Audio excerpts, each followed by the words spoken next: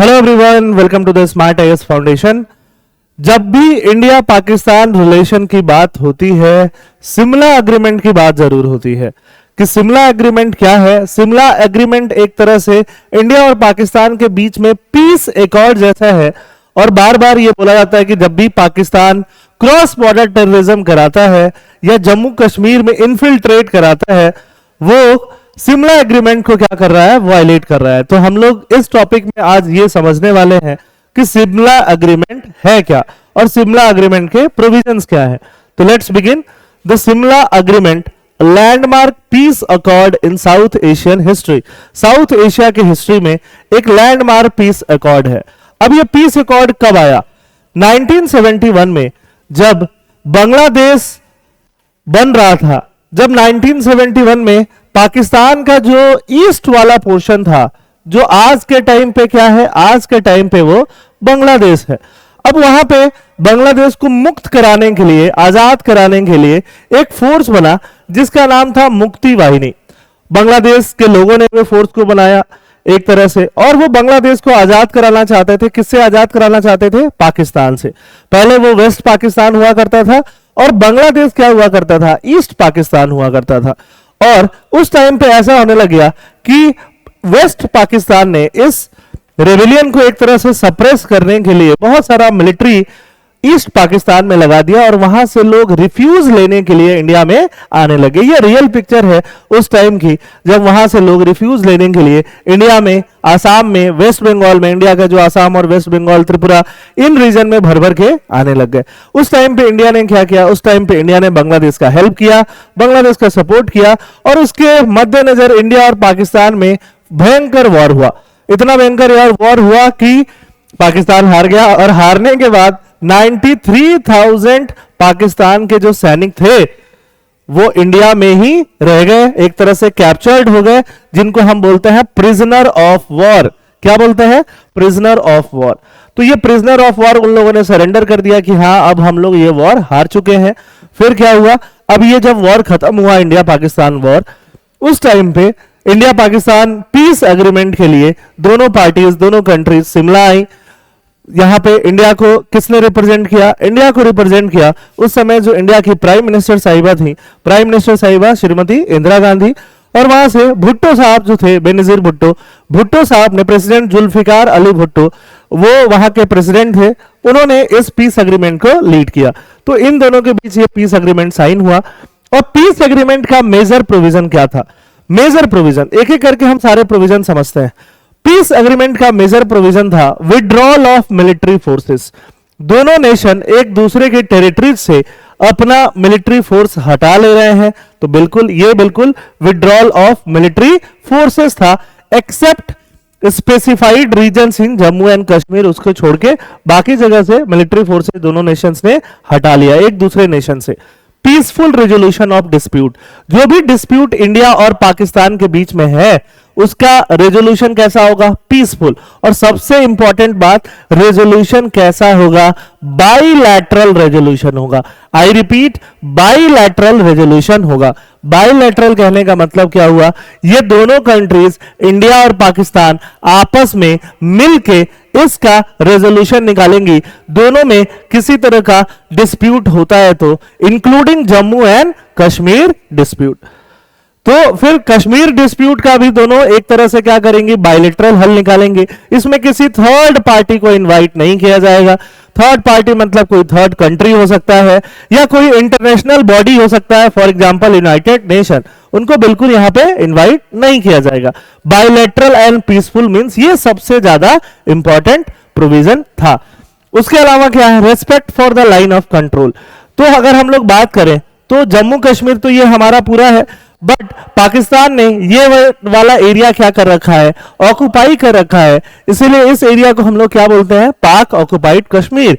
और यहां बीच में एक इमेजिनरी लाइन ड्रॉ करी गई है जिसको हम लोग बोलते हैं लाइन ऑफ कंट्रोल, LOC बोलते हैं। तो इधर के एरिया पाकिस्तान के कंट्रोल में है, इधर के एरिया इंडिया के कंट्रोल में है। यहां पे इस लाइन के अलोंग क्या रहेगा? सीज फायर, मतलब कोई भी पार्टीज एक दूसरे पे क्या नहीं करेंगी? बॉम्बार्डिंग नहीं करेंगी, गोली नहीं चलाएंगी। फायर को क्या किया गया है? सीज किया गया है। मतलब एक तरह से दोनों कंट्रीज ने एग्री किया कि जब रेजोल्यूशन होगा जम्मू एंड कश्मीर का, पीसफुल होगा, बायलैटरल होगा, और यहां का जो मामला है वहां पे क्या होगा, सीज फायर रहेगा, नॉर्मलाइजेशन ऑफ रिलेशन। इंडिया और पाकिस्तान के रिलेशन वापस नॉर्मलाइज हो। नॉर्मलाइजेशन मतलब क्या होता है, ट्रेड वापस से स्टार्ट हो, इंडिया से ट्रेड पाकिस्तान में हो, पाकिस्तान से ट्रेड इंडिया में हो, वापस से क्रिकेट वगैरह स्टार्ट हो, वापस से people to people movement start हो। बहुत सारे इंडिया पाकिस्तान कंट्रीज में बहुत सारे लोग ऐसे हैं जिनका रिलेशन क्रॉस बाउंड्रीज है। इंडिया के बहुत सारे लोग जो पाकिस्तान में जिनके रिलेशंस हैं, पाकिस्तान के बहुत सारे लोग जो इंडिया में रिलेशन है, वो आ जा सके, उसको हम बोलते हैं नॉर्मलाइजेशन ऑफ रिलेशन। तो इन चार चीजों की बात उस टाइम पे की गई। Significance of the Shimla agreement, significance क्या हुआ कि वॉर के बाद स्टेबिलिटी आ गई। सबसे इंपॉर्टेंट सिग्निफिकेंस क्या हुआ, वॉर के बाद क्या आ गया, स्टेबिलिटी। पाकिस्तान इंडिया के रिलेशन उसके बाद से थोड़े बेटर होने लगे। एक बायलैटरल अप्रोच दिखाया कि हम इतने मैच्योर कंट्री थे, हम इतने बड़े लेवल पे उभर के आए कि हमें किसी थर्ड पार्टी नेगोशिएटर की जरूरत नहीं पड़ी। 1971 में हमें आजाद हुए बहुत सारा साल नहीं हुआ था, 1947 में ही आजाद हुए थे। उस टाइम पे यूएसएसआर बहुत बड़ी बड़ी पावर हुआ करती थी, फिर भी हमने ये दिखा दिया कि हमें किसी की जरूरत नहीं है, सिर्फ बायलैटरल अप्रोच से ही हम क्या कर सकते हैं, नेगोशिएट कर सकते हैं, और हमें किसी तरह का इंटरनेशनल मीडिएशन की जरूरत नहीं है। और जो एलओसी है, लाइन ऑफ कंट्रोल, उसको एक तरह से लीगल स्टेटस मिल गया। क्या मिल गया, लीगल स्टेटस। भले ही वो शॉर्ट टाइम के लिए हो, तो लीगल स्टेटस मिल गया कि हाँ अब लीगल, ये इंटरनेशनल जो आपका लाइन ऑफ कंट्रोल है, इसको दोनों कंट्रीज रिकॉग्नाइज करती हैं कि हाँ इधर साइड पाकिस्तान के कंट्रोल में है और इधर साइड इंडिया के कंट्रोल में है। और इसका जब रेजोल्यूशन निकलेगा तो बायलैटरली निकलेगा, पीसफुली निकलेगा। जो 93,000 प्रिजनर ऑफ वॉर हमारे पास थे पाकिस्तान के, उनको हमने बाइज्जत पाकिस्तान को लौटा दिया। अब देखो यहां पे आज के जो एक्सपर्ट हैं, जब डिप्लोमेटिक एक्सपर्ट हैं या फिर सिक्योरिटी के एक्सपर्ट हैं, वो आज एक बात कहते हैं कि इंडिया पाकिस्तान का 1971 वाला वॉर तो हमने जीत लिया था। हमारे पास पाकिस्तान के 93,000 सोल्जर्स थे, प्रिजनर ऑफ वॉर थे। भले ही वॉर बांग्लादेश रीजन में हो रही थी, बट बांग्लादेश रीजन में वॉर भले ही हो रही थी, बट जम्मू कश्मीर का परमानेंट सॉल्यूशन करने का हमारे पास टाइम था, क्योंकि हमारा अपर हैंड था। जिस कंट्री के 93,000 सोल्जर हमारे पास, वो हमारा क्या रहेगा, अपर हैंड। तो उस टाइम पे पीओके को भी खाली कराया जा सकता था, पाकिस्तानी आर्मी को भी इधर से खाली कराया जा सकता था, पाकिस्तान को पुश बैक किया जा सकता था कि ये एरिया भी जो है, जो तुमने कंट्रोल करके रखा है, वो क्या कर दो, खाली कर दो। वो एक बहुत गोल्डन अपॉर्चुनिटी था पीओके को वापस ले लेने का। एक तरह से इसको हम लोग मिस्ड अपॉर्चुनिटी के नाम से भी जानते हैं। खैर, ये तो हो गया मिस्ड अपॉर्चुनिटी की बात। बट उस टाइम पे श्रीमती इंदिरा गांधी जी ने दिखाया कि देखो जिस फ्रंट पे वॉर हो रहा है, हम लोग उसी की बात करते हैं, और यहां पे बस हम लोग समझौते की बात करेंगे। शिमला एग्रीमेंट का क्या है, कुछ क्रिटिसिज्म भी है। क्रिटिसिज्म क्या है, एम्बिगुअस लैंग्वेज। थोड़ा बहुत जब एग्रीमेंट होता है उसमें लैंग्वेज का इशू आ जाता है, कुछ पार्टी कुछ और समझता है, दूसरा पार्टी कुछ और समझता है। तो इसमें अगर हम लोग बात करें कश्मीर का जो फाइनल रेजोल्यूशन कैसे होगा, इसको लेके आज भी थोड़ा एम्बिग्विटी है ना। पाकिस्तान क्या करता है, पाकिस्तान इंटरनेशनल मीडिएशन के लिए चला जाता है, कश्मीर को लेके यूनाइटेड नेशन में बातें उठाता है, अलग अलग कंट्रीज के साथ बातें उठाता है, जबकि डिसाइड ये हुआ था कि हम लोग सिर्फ और सिर्फ ये मैटर बाइलैटरली सॉल्व करेंगे। ट्रंप साहब जब पहली बार प्रेसिडेंट बने थे, तब भी वो बोलते थे कि I can solve the matter of Kashmir. तो कश्मीर का मैटर तब भी वो सॉल्व करना चाहते थे, बट तब भी मोदी जी ने ये बोला कि नहीं, कश्मीर का मैटर कैसे सॉल्व होगा, बायलैटरली सॉल्व होगा। और आज भी एस जयशंकर साहब क्या कहते हैं कि one country will solve the issue of Kashmir and you know which country, that is India. तो बायलैटरली सॉल्व होगा, बट पाकिस्तान इंटरनेशनल मीडिएशन सीख करता रहता है। 1971 वॉर के बाद 1972 में शिमला एग्रीमेंट होता है, और उसको वायलेट करके कारगिल कॉन्फ्लिक्ट किया किसने, पाकिस्तान ने।